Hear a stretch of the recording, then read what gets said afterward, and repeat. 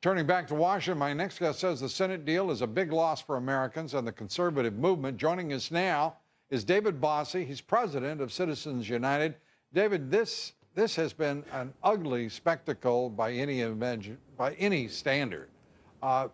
Worse for the Republicans? Well, look, Lou, thanks for having me back, first of all. This is a tough situation. Look, you have Americans out there who really aren't focused on what's really the essence of the problem. They're focused on our government is closed, the debt ceiling is going to be breached. And those are important things, but they're not looking at the root cause. And that's what the Republicans were trying to do. And in my book, the mainstream media, which is, I believe in media bias, I think that this is where they helped the president sell his message, that the Republicans were the party of no, when in fact, John Boehner was time and time again going to the White House with offers, going to Harry Reid with offers, and he was being told no. Look, I'm against this deal. I think it's a bad deal. This is a kick the can down the road deal. Lou, we're not dealing with our financial problems. We're not dealing with the damage of Obamacare. David, but here is the deal. If this had been the Democrats who had come with a proposition that shut the government down for 16 days, if it had been the Democrats who came with a proposition that threatened, or at least put the party in the position of being accused of threatening the country's credit rating and default, I mean, you and the conservative movement would have been howling. I don't understand how there is that disconnect between the conservative movement and what is transpiring on Capitol Hill, because it seems to me, not only a losing strategy, it is a reckless strategy, and one that isn't consonant with either the conservative movement and its principles and the Republican Party.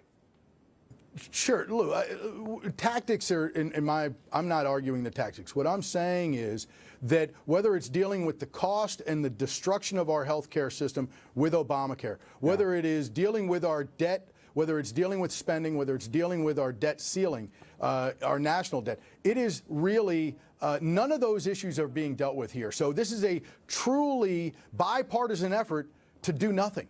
And that is really what we've done here today. This is literally doing nothing in the big scheme of things, the big picture from the business standpoint. We're going to have these exact same fights in January and February we're having today. That is unhealthy.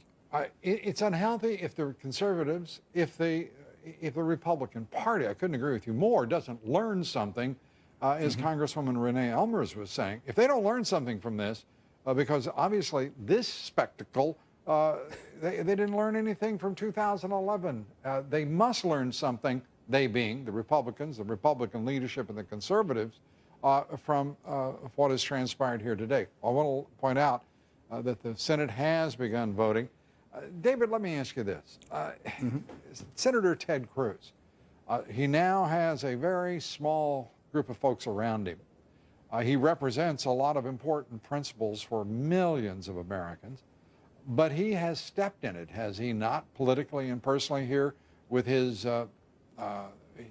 inadroit tactics in the Senate? Look, we can debate tactics.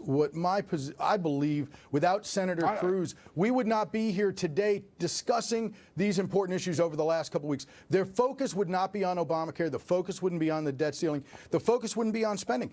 Look, I applaud what he's done. He has come here as a change agent. He was elected by Texans to come here as a change agent, and that is what he's doing, living up to his obligations, to his election promises. So I applaud him for it. Look, his approval ratings, we did a poll just a week ago in Texas. His approval ratings are through the roof in Texas. That's what he cares about. And he does care, obviously, about the Republican Party and about the conservative movement, but he's here as a change agent, not to manage the decay. And that's what the rest of these people are about, managing the decay. Can you manage decay, or for that matter, any other important issue, when you are in control of only 1/3 of this government and only 1/3 of government that seems to want to abdicate their constitutional responsibilities more often than not? Right. He said editorially.